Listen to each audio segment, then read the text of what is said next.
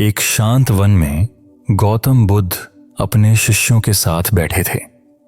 अचानक एक युवा व्यक्ति भागते हुए उनके पास आया। उसका चेहरा चिंता और उलझन से भरा था। गुरुदेव, युवक ने घबराई हुई आवाज में कहा, मुझे अपने जीवन में बहुत कुछ करना है, लेकिन मैं हमेशा असफलता के डर से रुक जाता हूं। मैं सही समय का इंतजार करता हूं, लेकिन वह कभी नहीं आता। मेरे मन में संदेह और डर भरे रहते हैं। मैं क्या करूं? बुद्ध मुस्कुराए और बोले, बैठो, शांत हो जाओ। युवक ने गहरी सांस ली और उनके पास बैठ गया। पेड़ों की पत्तियां मंद हवा में सरसराने लगीं, जैसे वे भी इस वार्तालाप का हिस्सा हों। बुद्ध ने एक छोटे से दीपक की ओर इशारा किया और बोले, क्या यह दीपक तब तक जलने से इनकार करेगा जब तक कि हवा पूरी तरह शांत ना हो जाए? युवक ने सिर हिलाया। नहीं गुरुदेव, दीपक तो जलता रहेगा, चाहे हवा चले या ना चले। बुद्ध मुस्कुराए।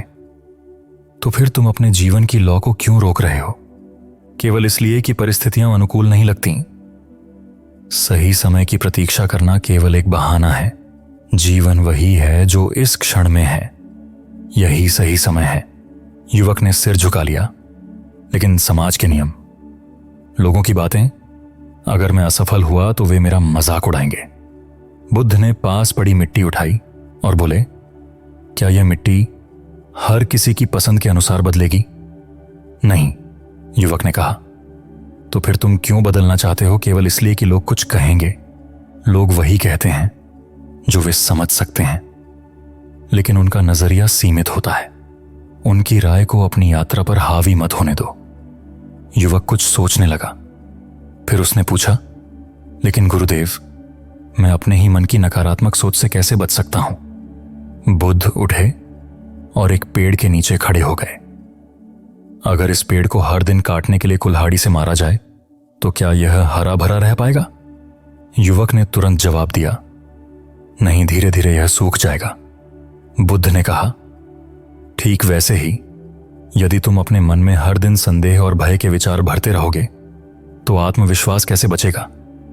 अपने मन में सकारात्मकता के बीज बो। जब आत्मविश्वास बढ़ेगा तो संदेह अपने आप खत्म हो जाएगा। युवक की आंखों में अब चमक थी। बुद्ध ने अंत में कहा, मन ही सब कुछ है। जो तुम सोचते हो वही तुम बनते हो। यदि तुम डर को चुनोगे तो असफलता पाओगे। यदि तुम विश्वास को चुनोगे तो सफलता तुम्हारी होगी। युवक ने प्रणाम किया और एक नई ऊर्जा के साथ आगे बढ़ गया। उसके कदम अब दृढ़ थे और उसका मन शंकाओं से मुक्त। हमारी इस वीडियो का सफर यहीं खत्म होता है। आशा करते हैं आपने इस कहानी से जरूर कुछ सीखा होगा, लेकिन जाने से पहले हमारा आपसे एक सवाल है। इस कहानी में किस चीज ने आपको सबसे अधिक प्रभावित किया है?